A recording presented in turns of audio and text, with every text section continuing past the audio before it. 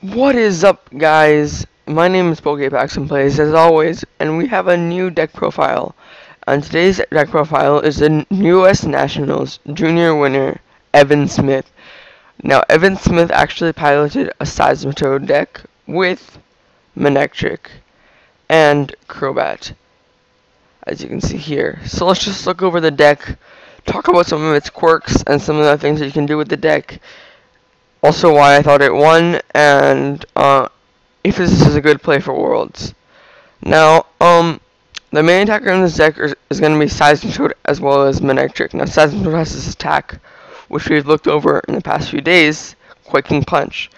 Your opponent cannot play any item cards from his or her hand during the next turn, and just 30 damage. So, Evan doesn't actually play any water energy, so you can't use Manectric's, not Manectric's, Seismitoad's second attack. However, this is not necessary as Quaking Punch is just so powerful. And when you combine Quaking Punch with Muscle Band, you're doing 50 damage per turn. And with the Bats damage, which I'll look at in a second, it is additional damage.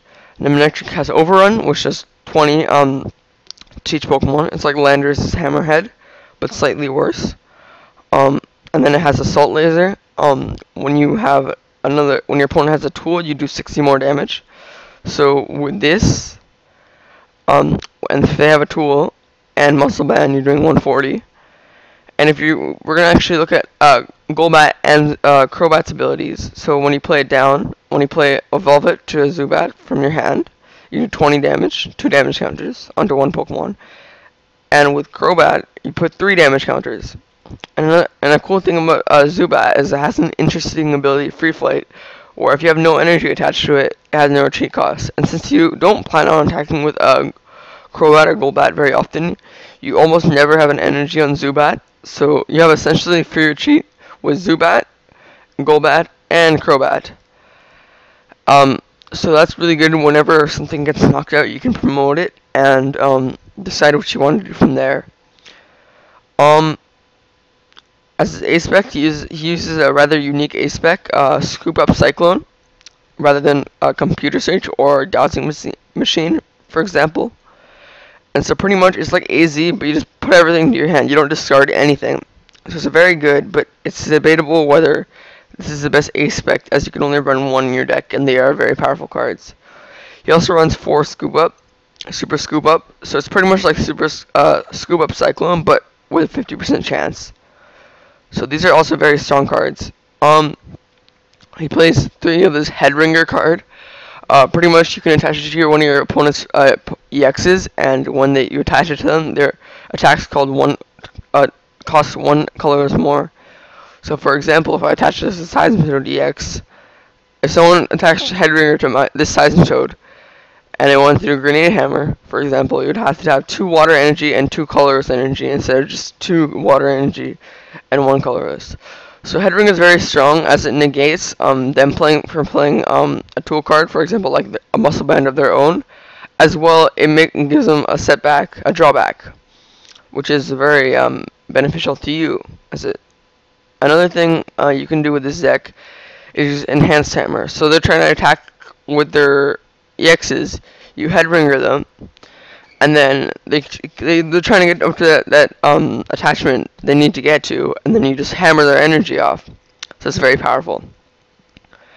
Evan also decided to play a lower count of Ultra Ball in exchange for a bit of a higher kind of Repeat Ball. So what Repeat Ball does is you can search your deck for the same for a Pokemon with the same name as one of your Pokemon in play. So say you have 2 Zubats in play, you evolve a Zubat into a Golbat, you do 20 damage, you can Repeat Ball, get another Golbat, and then evolve into Golbat. So it's a very powerful card, and it has a lot of uses. He also uses Starting Limit Megaphone, which isn't a commonly used card. People use it sometimes, but it's more that like 61st card where it's good, but it's never really good enough to justify like playing it over other cards. So, but he found room and decided that he really needed it. So other cards he plays a really thick line of Manectric, I noticed as well. Also, he plays a very interesting card in Absol, and what Absol does is when you play it to the bench, you can actually move 3 damage counters from one of your opponent's Pokemon to another one. So I've been really liking this lately. So like I said, you can kind of manipulate Crobat damage, or just regular damage if you feel like you're gonna knock something out already and you think it's useless, or if you just think that you need a knockout. For example, if you already use a Crobat or have nothing in play, and you attack last turn, you could move 30 damage over to something, and then with a Muscle Band and Manectric, you can use Assault Laser, and if it has 170 HP, you're actually getting a one-hit knockout. So Absol, it's kind of hard to explain as a card because it's more of a situational card, but it comes really clutch when you use it properly. He runs only a one Pokemon Fan Club. What I mean when I say only is just normally it's run in thicker quantities, so you can hit it early game. But I guess he thought if you hit it early game, that's great. If you don't, whatever. I'm not sure how I feel about that either. He plays. Let me see what else is interesting. He plays one Professor's Letter to get one of those 6 electric energy, 2 Lysander, 1 Colress 3N, 4 Sycamore. He just plays 1 Dimension Valley. Which is interesting that he plays this over like Burbank and lasers, but I guess he figures sometimes in some scenarios you can actually play use Skill Die with Crobat for free.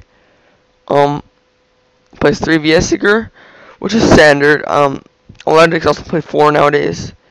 1 Switch, I like that a lot actually, and that's about it. He also plays a Shaman. But again, most decks these days play Shaman. So let's actually just jump into a game on PTCGO, and I'll show off the deck. So, shit, here it is. Okay, so we're gonna look for our opponent now, and tell me how you like these videos. Tell me if the mic quality is good and stuff like that. So we're gonna play against Colassa El Wasabi with a Psychic Dragon fighting, and I can get the last type, but so okay, so my family's like making a lot of noise in the background, but no worries. So we start Manectric, which is not a bad start, but also in the same time we have a lot of resources in our hand. So honestly, I don't see a better play than just to draw, attach and pass, because we can't really do much in terms of that. And so I'm going to just figure out what I can do. But let's see what he does. Maybe he's AFK right now. Oh no. Okay, so he's gonna Ultra Ball and get rid of Vibrava. So we know he's gonna play. He's playing Trapinch and Flygon, and he might be playing Flygon Dusknoir, which is a really cool deck. I haven't seen any kind of a Flygon deck in a long time. And he ends us, which is really good for us because we had a pretty booty hand. If I want, I can actually get a knockout this turn and kind of advance. I wouldn't be doing very much other than that. Or actually, I can Lysander his Duskull. Or Trapinch. Okay, my best option right now is to Lysander something. No, I could Lysander Duskull, KO it, and let him take a Dusknoir. Or I can get this and advance in prizes. I think I'm just gonna go for Shaman. Take a quick 2 prizes. And kind of just advance in the game. So we get another Manectric. Hopefully we can knock out the the Duskull with some bats damage, because Dusknoir, when it gets into play, it gets very, very scary. And I don't like it at all. He's gonna get another Shaman. If I manage to get another Lysander, I can pull some more tricks with that. And I foresee myself just getting some quick prizes, and that's how I'm going to take advantage of the game. Not letting him get his slow setups going. If I just keep getting some Lysander plays on Shaman and get a quick advantage in the game, there's not much you can do.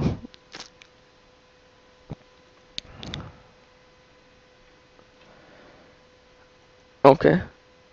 That wasn't, I don't know if that was worth it necessarily, but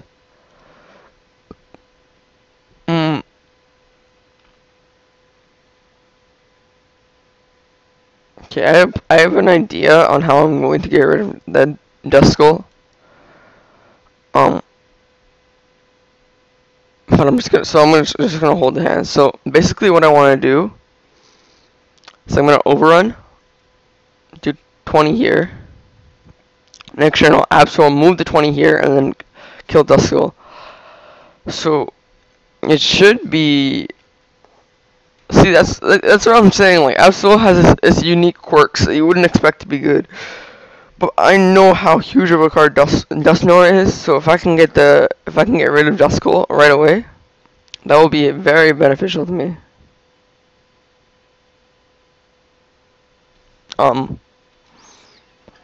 So let's just see what happens in terms of that. I'm not sure whether a Sacred Ashing for 2 Pokemon that don't seem very important was the right decision. Oh no, okay, that ruins the play right there. But he does have 2 Shamans that I can KO, so if I get 2 VS Seekers, I can definitely, if I get some more Lysanders, I can definitely just knock him out straight up because of the weakness. So I'm gonna Headringer Mewtwo. And finally we get a bat. We get another bat. I'm just gonna attach another energy to Manectric.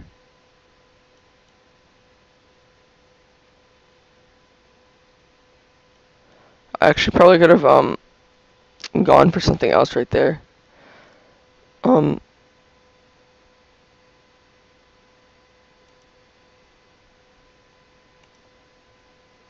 I can do, okay, I can overrun or I can go for Assault Laser. I think Assault Laser is a stronger play, maybe. Yeah, I'll just go for an Assault Laser. And next turn I can just use bats, and then kill the Duskull from there. My main focus of this game is just to get rid of Duskull, because I know how strong Dusknoir is, and I don't want to be able to, I don't want to have to face it. And without Dusknoir, Flygon doesn't really do much. He might just go for another N, and he does. Okay. So it's gonna be a knockout right there. If he does end me, yeah, that's gonna get rid of my Golbat, which is unfortunate. But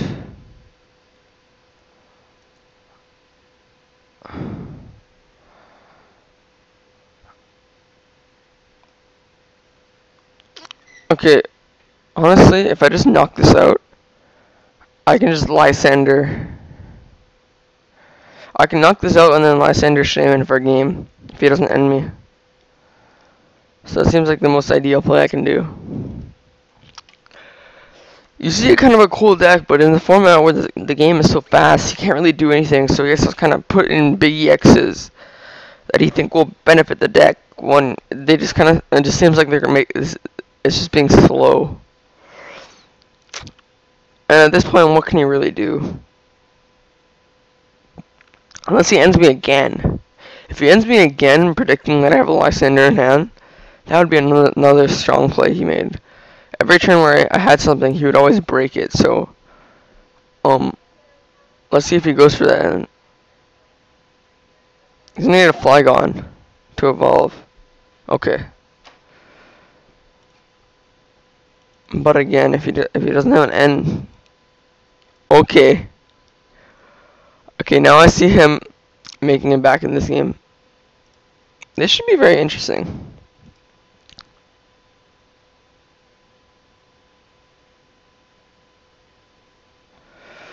But right here, I can just evolve into Golbat. Put this here. Sycamore.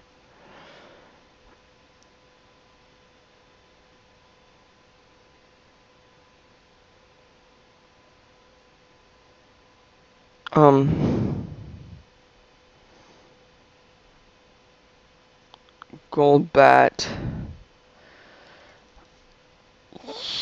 Here. And use Assault. Then I'm gonna Super Scoop out and get one so I can get one back. If I mess this up. This is also a good way to burn resources. I want to drop this, but I don't want to get suck active. So I'm just gonna Assault Laser and knock it out. So I'm at one prize. He would have to like kill me or discard my energy somehow. Because otherwise I don't really know how he can knock me out. I didn't really understand previously how Manectric and Toad went together, like how you broke the lock or whatever. But just starting Manectric and being aggressive doesn't seem like a bad strategy. Because he's pretty strong. He does like 120. He can 2-hit anything, and Overrun kind of snipes out. And unless he can evolve this and end me, which he Junipered already, I think.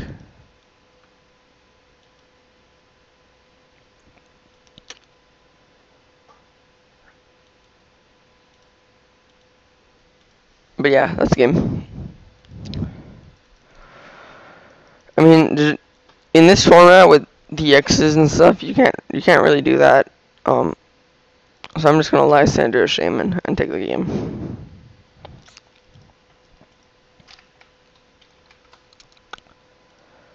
And use Assault Laser and get a knockout. So let's see how much time we have left. Yeah, I think that's a good enough time for an episode. So, I'm going to thank you guys very much for watching. If you like this video, be sure to leave a like, comment, and subscribe. And I'll make sure to see you guys next time, or tomorrow in that case, with some more TCG decks. Thank you, and bye.